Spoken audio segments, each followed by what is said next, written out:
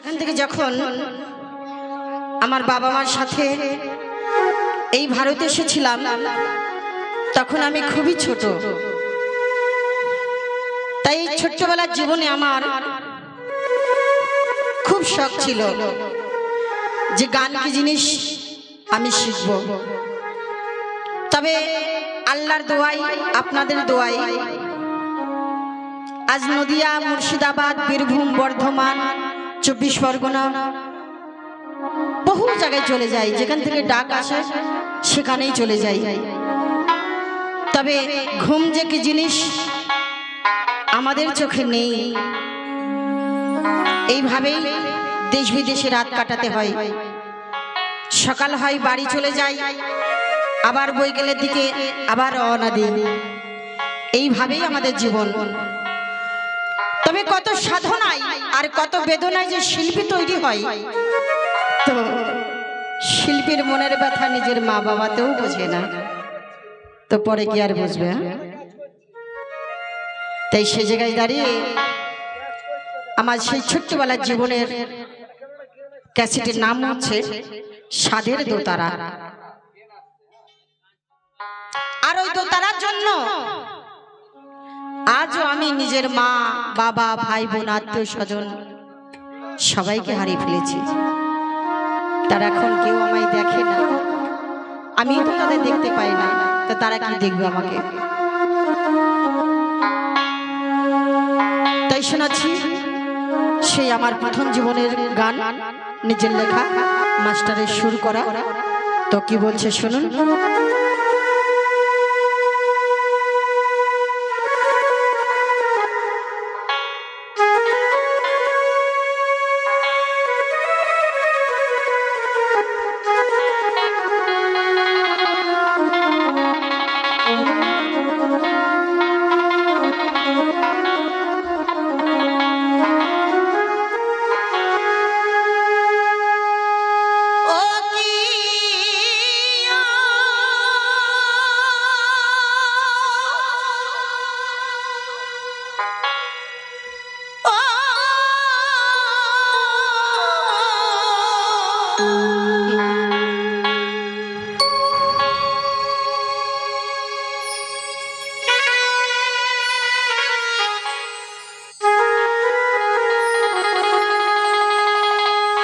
বয়সে প্রেম করলে কি আর ঘরে থাকা যায়?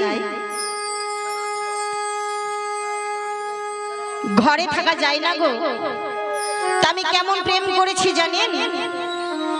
এই যে দোতারা দেখছেন না, আমি যখন ছোট থেকে গান শিখি, ওই দোতারাই কিন্তু নবীন বয়সে আমাকে পাগল করে তুলেছিল। তাই এই দোতারার সুর শুনে আজও আমার মন ঘরে বসে না। তাই শুনুন ওই দোতারাই কি বলছে।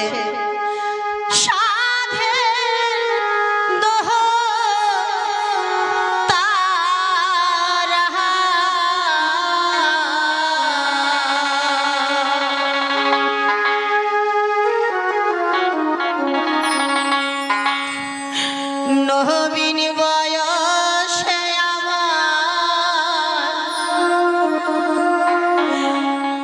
করলি রে ঘরে সারা।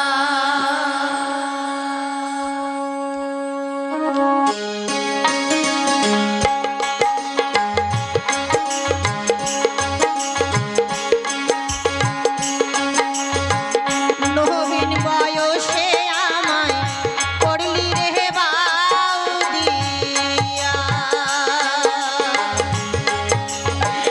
নবীন বয়সে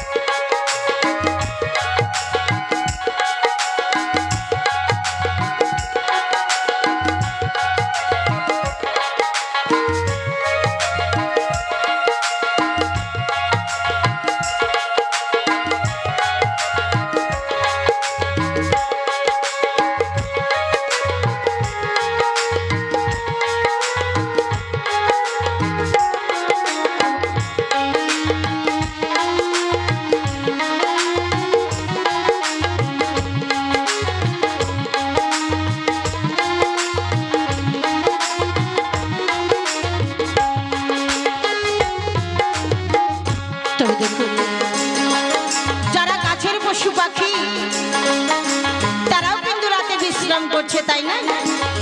আর আমরা কি করছি? আজ এখানে, কাল সেখানে, পরশু আবার কোথায় যাব জানি না। তবে ঘুম যে কি জিনিস আমাদের চোখে নেই, তাই বলছে আমার মনে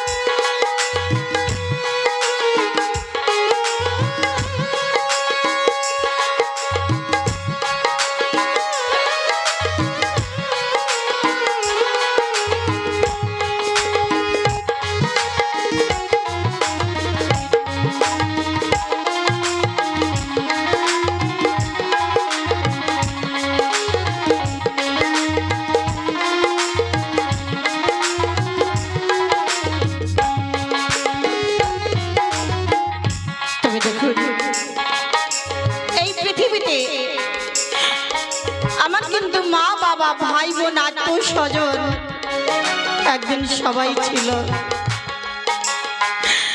তাই শুধু গানকে ভালোবেসেছিলাম বলে আজকে আমার আত্মীয় স্বজন, মা বাবা, ভাই বোন সবাই আমায় পর করে দিয়েছে। তারা কেউ আমায় ভালোবাসেনি, তারা আমায় দূরে ঠেলে দিয়েছে। এই গান বাজনা এমন একটা জিনিস, গানকে কেউ ভালোবাসে আবার কেউ গানকে ঘৃণাও করে। তাই আমার জানা ছিল না যে এই গান জগতে আসতে হলে নিজের মা বাবাকে পর করতে হয়, তা না হলে এই গান জগৎকে ভালোবাসতে পারতাম না গো। তাই গানে জ্ঞান, গানেই অজ্ঞান। তাই কি বলছে?